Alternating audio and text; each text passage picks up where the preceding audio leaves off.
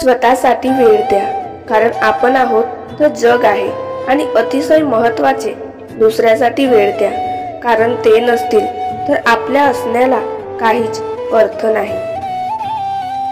नातं असं निर्माण करा की जरी आपण देहाने दूर असलो तरी आपण मनाने खूप जवळ असलो पाहिजे. स्वतःसाठी सुंदर घर करणे हे प्रत्येकाचे एक स्वप्न असते, पण एखाद्याच्या मनात घर करणे यापेक्षा सुंदर काहीच नसते.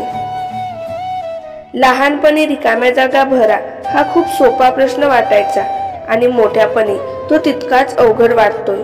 आयुष्यातल्या काही रिकाम्या झालेल्या जागा या रिकाम्याच राहतात, त्या पुन्हा भरता येत नाही. मातीतला ओलावा जसा झाडांची मुळं पकडून ठेवतो, तसं शब्दातील गोडवा माणसातील नातं जपून ठेवतो.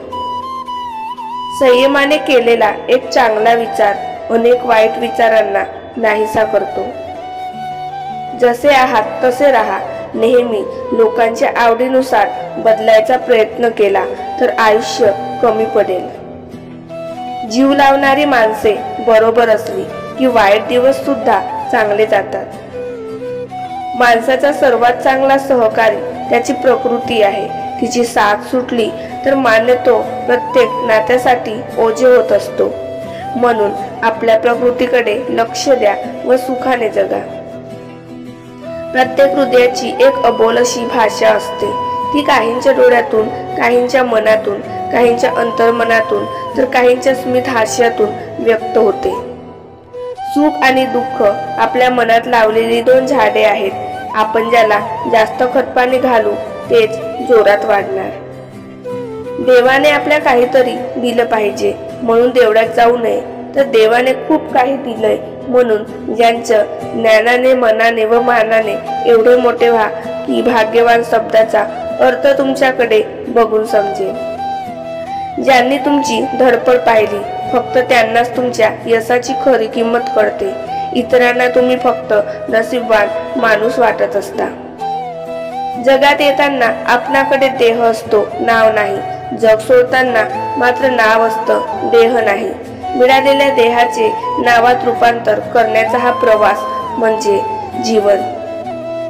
वळणावळणाची असते म्हणून ती वाट, शिदिरापाशी झुकते म्हणून ते आकाश. क्षणोक्षणी रंग बदलते म्हणून ते जीवन असते आणि शब्दाविना जपली जाते म्हणून ती मैत्री असते. खरं बोलण्याचा आणि चूक मान्य करण्याचा एक फायदा असतो. मनावर कुठलंही ओझं राहत नाही. लिहिल्याशिवाय दोन शब्दातील अंतर कळतच नाही.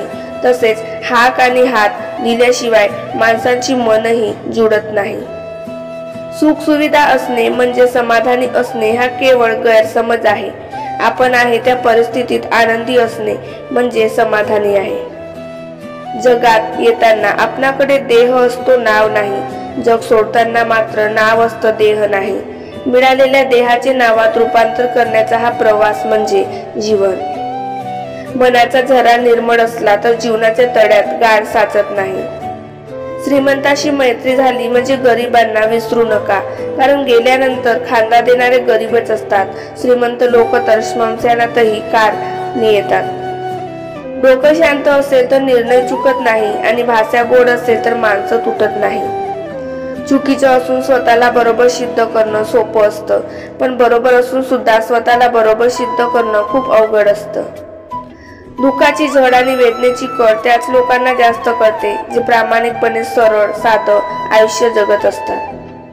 भूक आहे तेवढे खाणे ही प्रकृती, भूक आहे त्यापेक्षा जास्त खाणे ही विकृती आणि वेळ प्रसंगी स्वतः उपाशी राहून दुसऱ्याची भूक भागवणे ही संस्कृती. ज्यांच्याकडून काही आशा नाही बहुतेकदा तेच लोक चमत्कार करतात. जात्याचा खालचा दगड स्थिर असतो, वरचा दगड फिरणारा असतो. दोन्ही फिरणारे असते तर दळण घडले असते. आत्मविश्वासाचा पाया स्थिर हवा, मग त्यावरचा कर्माचा दगड प्रारब्ध गतीने फिरत राहिला तर संकटे, चिंता, काळजी यांचे पीठ होते. जगातील सर्वात सुंदर जोडी तुम्हाला माहित आहे, अश्रू आणि हास्य. कारण हे तुम्हाला फारसे एकत्र दिसत नाही, पण ते जेव्हा दिसतात आयुष्यातला अत्यंत सुंदर क्षण असतो.